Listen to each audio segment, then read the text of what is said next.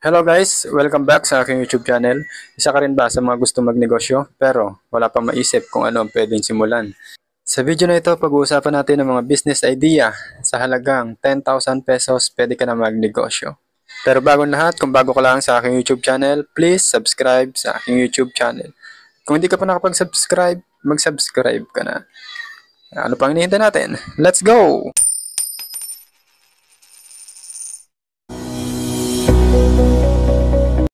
Una sa listahan natin guys, pagdating sa mga negosyo sa halagang 10,000 pesos ay ang pagluluto ng pagkain. Kung mahilig ka magluto, naku bagay na bagay sa iyo magnegosyo sa halagang 10,000 pesos. Pwede ka na magtayo ng food cart at magtinda ng kwek-kwek, fishball, kikiam, at pwede ka rin magtinda ng mga siomay, kung ano-ano mga tuhog-tuhog at sinatawag na street foods. Napakaganda rin naman ang bentahan pagdating sa ganyan dahil maraming Pilipino ang mahilig sa mga street foods. So kaya number one nating idea ay pagkain. Kung marunong ka rin naman magluto ng leche plan o kung anong pwedeng lutuin na nasa bahay lang at ibenta online o sa mga kakilala mo ay pwede na. Halagang 10,000 pesos pwede mo nang simulan. Pwede ka rin magtayo ng barangay bakery, magluto ka ng pandesal sa inyong bahay.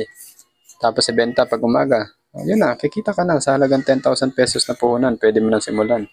At kung wala ka pa namang halagang 10,000 pesos na puhunan sa iyong negosyo, so simulan mo na mag-ipon kaibigan. So meron ako ditong tips sa pag-iipon, pakipanood na lang po. At sana matulungan kayo ng mga video na ito na makapag-ipon at makaahon sa kahirapan. Pag-usapan naman natin ngayon ang pangalawang idea. Sa halagang 10,000 pesos, pwede ka na magnegosyo.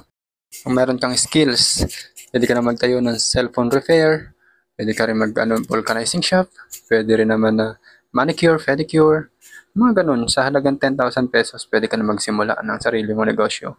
Kaya mahalaga na alam mo rin kung ano yung skills mo.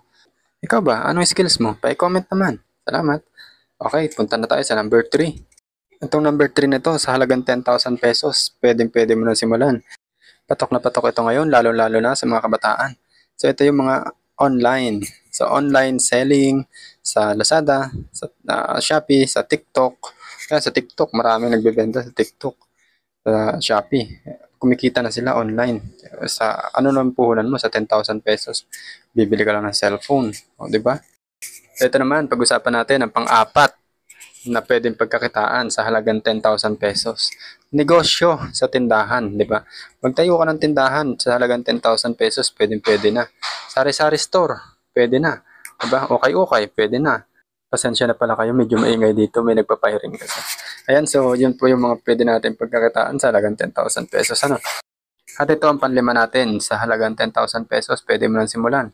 Livestock, pwede ka na magsimula sa kambingan sa halagang 10,000 pesos. Ayan po, ayan yung may video ko dito na sa halagang 10,000 pesos, pwede mo nang simulan yung pagkakambingan. Medyo matagal lang kumita, pero at least kikita ka. Pwede ka rin mag-alaga ng manok, 45 days. 45 days lang, kikita ka na, madidispose mo na. O sa ano lang yun, di ba? Sa halagang 10,000 pesos, pwede mo nang simulan.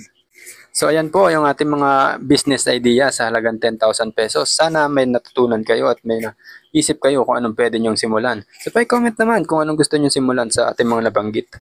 Salamat nga pala sa panonood at sana pakishare ito sa inyong mga kaibigan na gusto rin mag-isip o gustong magsimula sa halagang 10,000 pesos na pagkakakitaan. So ayan, hanggang dito lang po muna. Thanks for watching. Salamat!